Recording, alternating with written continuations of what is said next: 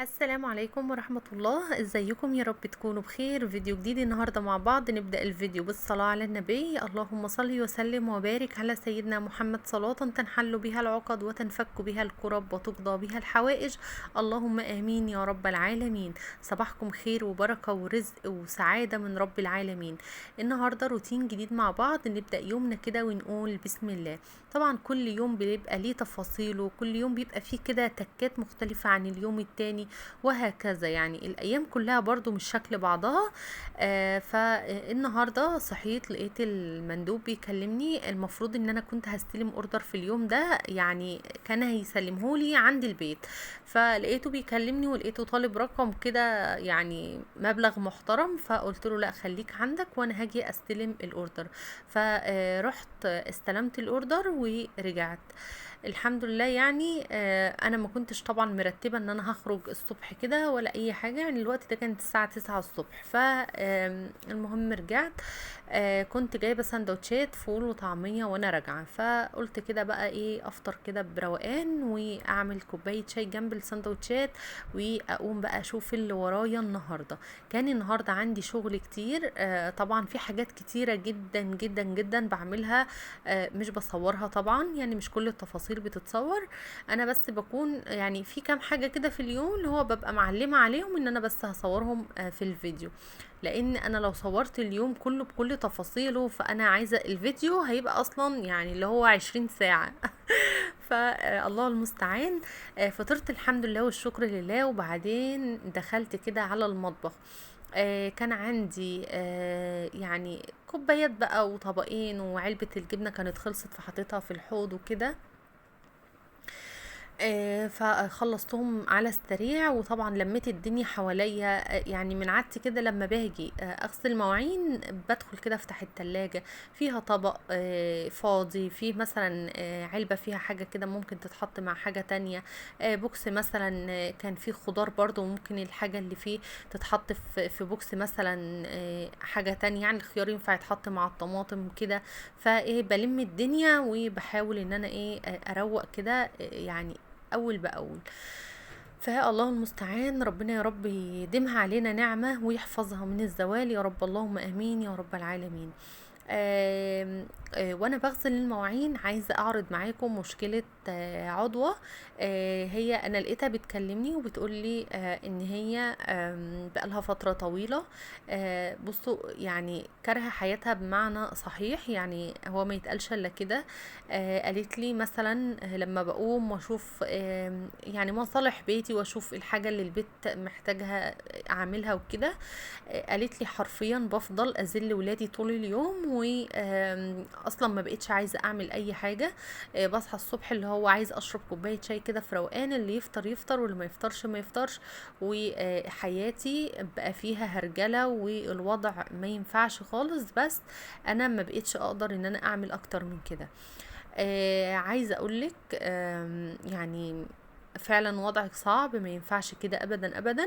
الام دايما دايما بتبقى يعني هقول لكم ايه اللي هو شياله كده وحماله الاسيه طول عمرها. يعني لو انت ما عملتيش لولادك مين اللي هيعمل لهم؟ لو انت اصلا عودتي ولادك على انهم يلاقوكي كده كسلانه دايما ما بتعمليش ومش عايزه اصلا تعملي، فالحاجات دي هتتخزن جوه دماغهم العمر كله. يعني ليه تذل ولادك على حاجه انت بتعملها لهم؟ يعني مثلا انت تقومي الصبح تحضري لولادك فطار، وبعدين تقعدي طول اليوم تقولي لهم انا عملت لكم فطار احمدوا ربنا ومش عارفه ايه والكلام ده كله. يا حبيبه قلبي ما ينفعش، حرام اصلا. يعني فكري فكري بس من ناحيه ولادك ان في ناس تتمنى ضافر عيل تعمل له.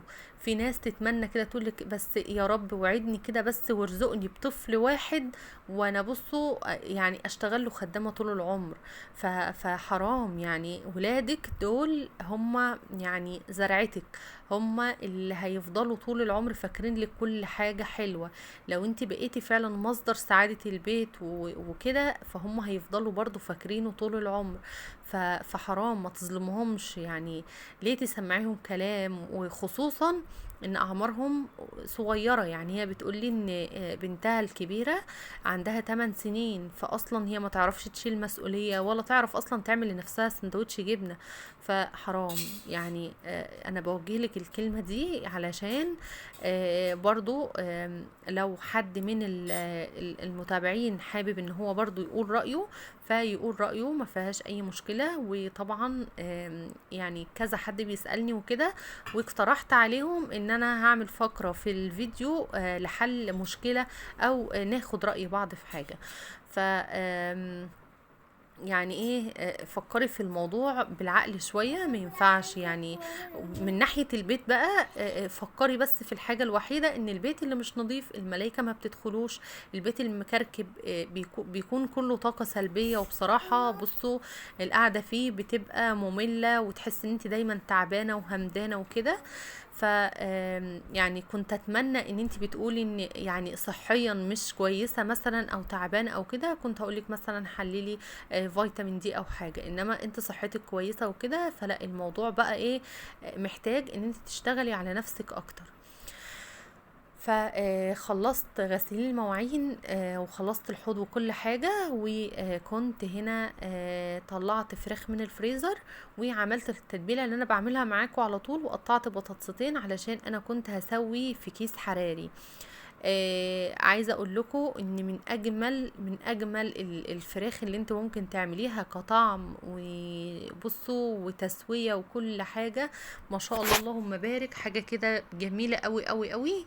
لازم تجربوا الفراخ في الكيس الحراري، بجد هتدعولي جدا. تسويتها بتكون رهيبه يا بنات. بس قبل ما تحطي اي حاجه في الكيس الحراري، هاتي معلقه دقيق واحده ويحطيها في قلب الكيس، وابدأي ان انت تبدري بيها الكيس من جوه.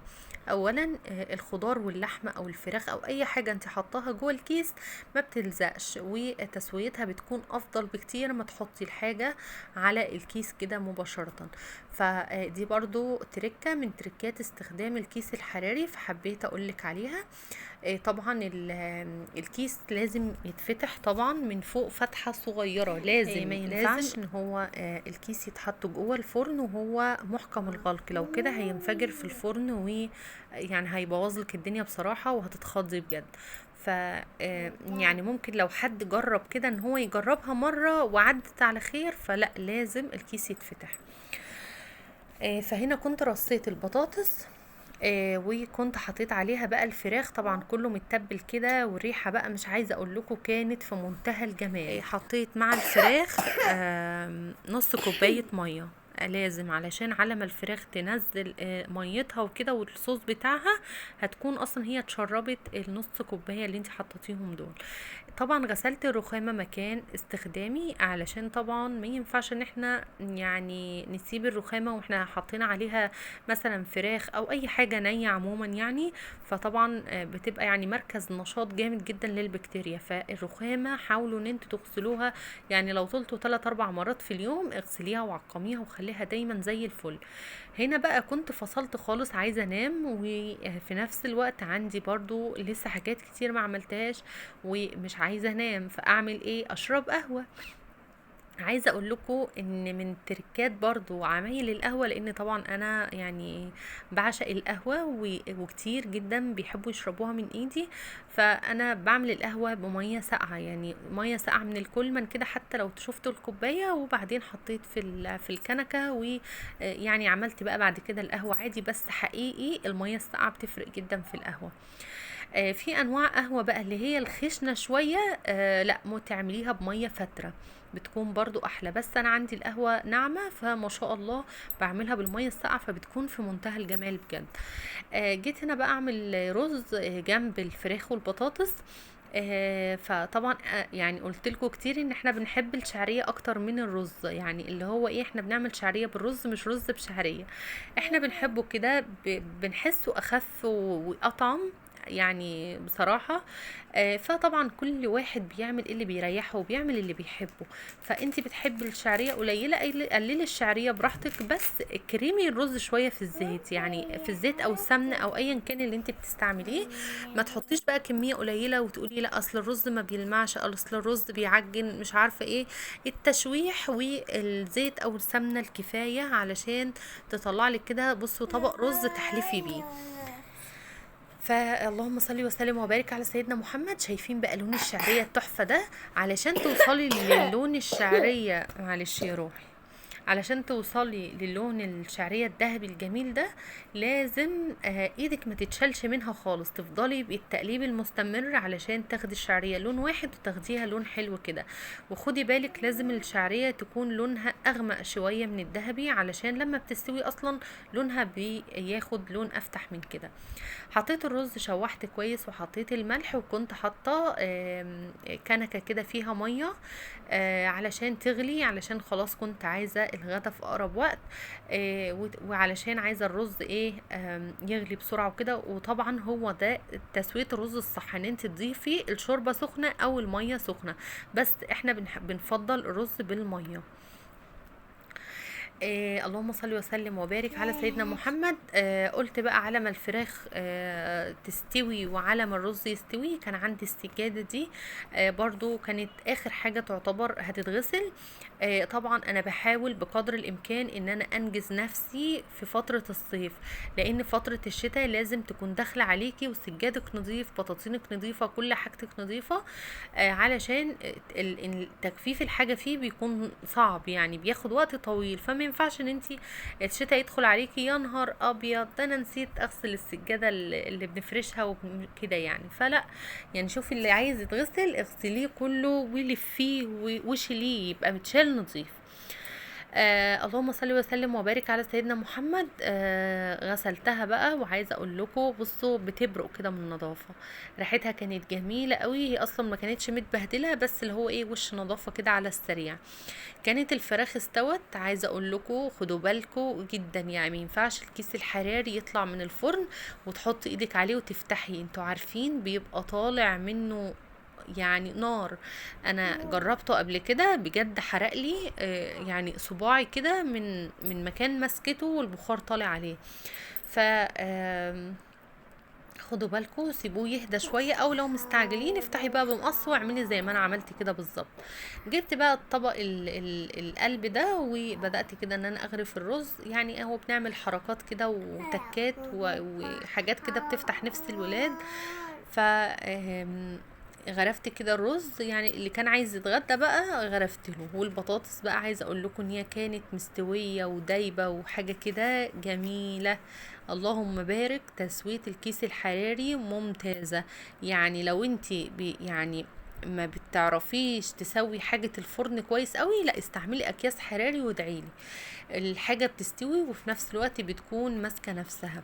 شايفين بقى الرز جميل ازاي ما شاء الله. وكمان عايزة اقول لكم ان الصوص اللي بيبقى بقى نازل ده مش برميه طبعا، انا بحطه في طبق كده جنب الاكل برضو.